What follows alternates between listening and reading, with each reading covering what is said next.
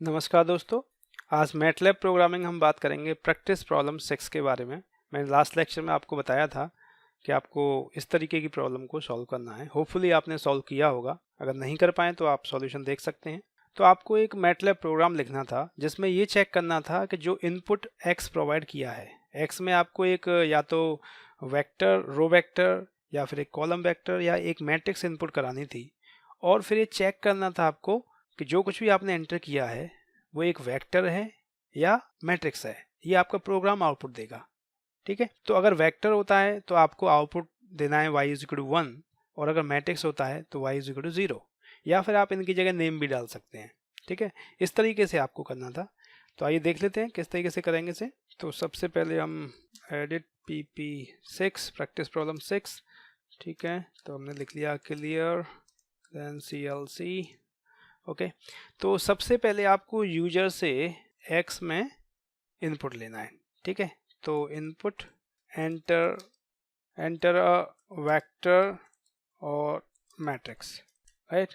ये हो जाएगा, न्यू लाइन ऑपरेटर लगा दिया। ओके, तो अब x में हमारे पास ये आ गया। इसके बाद अब आपको ये पता करना है कि ये वेक्टर है या फिर मैट्रिक्स है। तो अगर देखिए, मैं सिंपल सी एक चीज़ कह रहा हूँ आपको। मैंने x is equal to enter किया 1 2 3 4। ठीक है, ये किया। और y इज इक्वल टू मैंने सपोज किया 1 2 3 4, राइट। ये हो गया। और z इज इक्वल टू मैंने किया सपोज 1 2 3 4 5 6। ठीक है, तो अब आप इसमें x देखें तो x देखिए, x क्या हो गया, रो वेक्टर, y क्या हो गया, कॉलम वेक्टर। ठीक है, और z क्या हो गया, एक मैट्रिक्स। तो अगर हमें इसमें अंतर देखें तो अगर वेक्टर और मैट्रिक्स में अंतर आपको डालना है तो देखो वो डायमेंशन का है। जाहिर सी बात है कि जब अगर रो वेक्टर या कॉलम वेक्टर होगा तो उस केस में एक डायमेंशन 1 होगी, बट मैट्रिक्स के केस में एक भी डायमेंशन है वो 1 नहीं होगी। बस इसी चीज़ का हमें फ़ायदा उठाना है। तो ये डायमेंशन हम कैसे निकाल सकते हैं? एक तो लेंथ होता था, लेंथ से हम निकालते थे। दूसरा होता है एक साइज़। तो अगर देखिए मैं साइज़ कर रहा हूँ x, साइज मैंने x किया, क्या आया 1 4। ठीक है, अगर मैं कर रहा हूँ साइज y किया तो देखिए 4 क्रॉस 1। तो एक रो वेक्टर था और एक कॉलम वेक्टर था, तो दोनों में कोई एक चीज़ 1 आ रही है। ठीक है, अगर मैं कहता हूँ साइज z जो कि एक मैट्रिक्स है, उस केस में 2 3 आ रहा है। बस, तो हमें यही करना है कि बस हम ये चेक कर लें जो भी हमने इनपुट कराया है, अगर हम उसका साइज ले लें। ठीक है ना, साइज को हमने सपोज VCT में मैंने ले लिया साइज और x। ठीक है, तो अब इसमें देखिए यहाँ पे जैसे आंसर आया था, अभी मैंने जो लिया है, तो आंसर में ये वैल्यू जो आ रही है लास्ट में, ये आंसर में वैल्यू आ रही है। तो मैं अगर लिखता हूँ आंसर 1 तो इसका मतलब मैं 2 की बात कर रहा हूँ। ठीक है, और मैं आंसर 2 लिखता हूँ इसका मतलब मैं, हाँ, क्या गड़बड़ हो गई, बात समझ में आ रही? इस वजह से हम आंसर वेरिएबल को यूज नहीं करते हैं, बिकॉज अभी आपने आंसर जैसे किया उसे भी कहीं ने लिया तो आंसर अपडेट हो गया, एक ही रह गया। आंसर अपडेट होके ऊपर वाला आंसर खत्म हो गया, तो वो इंडेक्स से वो एक्सीड करेगा मैट्रिक्स डायमेंशन को। बात समझ में आ रही है? तो बेटर ये है कि मैं ऐसे ही लिख के देख सकता हूँ VCT इज इक्वल टू, इस वजह से हम वेरिएबल में असाइन करते हैं। ठीक है ना, आंसर में लेना एक अच्छी प्रैक्टिस नहीं है। तो सिंपल मैंने ऐसे किया इस तरीके से, तो 1 4 आ गया कि नहीं। अब मैं लिखता हूँ VCT 1 लिख रहा हूँ, देखिए पहला ये 1 निकल आया। अगर मैं लिखता हूँ VCT 2 लिखता हूँ तो ये 4 को एक्स्ट्रा कर लेगा। ठीक है, मेरे को 1 देखना है कि 1 निकालना है। तो हम सिंपल कह सकते हैं कि अगर ये रो वेक्टर रहा होगा, रो वेक्टर रहा होगा तो इसका वेक्टर 1 है वो 1 आएगा। अगर ये कॉलम वेक्टर रहा होगा तो जो वेक्टर 2 है वो 1 आएगा।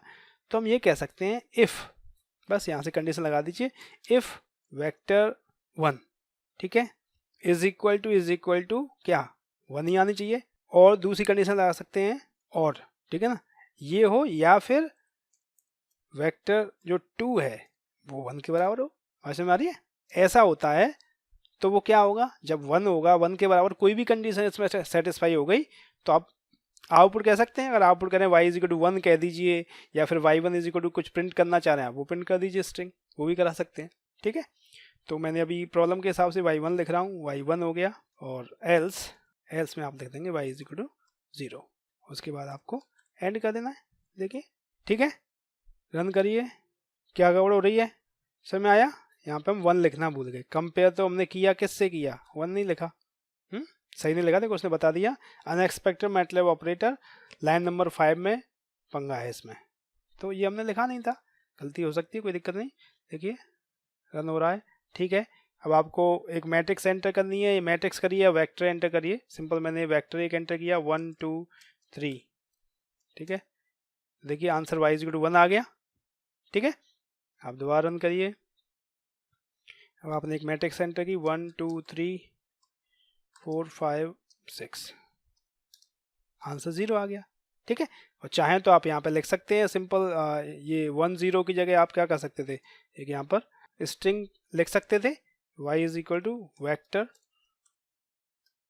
ठीक है, और यहाँ पे लिख सकते थे मैट्रिक्स, जो भी मैसेज आप लिखना चाहें उस तरीके से वो लिख सकते थे, ठीक है। तो देखिए रन किया 1 2 3 4 5 6, देखिए y = क्या आ गया, मैट्रिक्स आ गया। आसान है, कर सकते हैं, ठीक है। तो अब नेक्स्ट प्रॉब्लम के बारे में बात कर लेते हैं। अब आपको ये प्रॉब्लम एक सॉल्व करनी है, आपको एक मैटलैब प्रोग्राम लिखना है जो कि कैलकुलेट करेगा square of all even integers between 0 to n, ठीक है, 0 से n के बीच में। अब ये n क्या होगा, वो यूजर प्रोवाइड करेगा आपको, n एक इंटीजर वैल्यू होगी जो यूजर से लेनी है, ठीक है, यूजर प्रोवाइड करेगा। अब 0 से लेके n के बीच में जितने भी इवन इंटीजर्स हैं उनका आपको क्या करना है, स्क्वायर लेना है, ठीक है।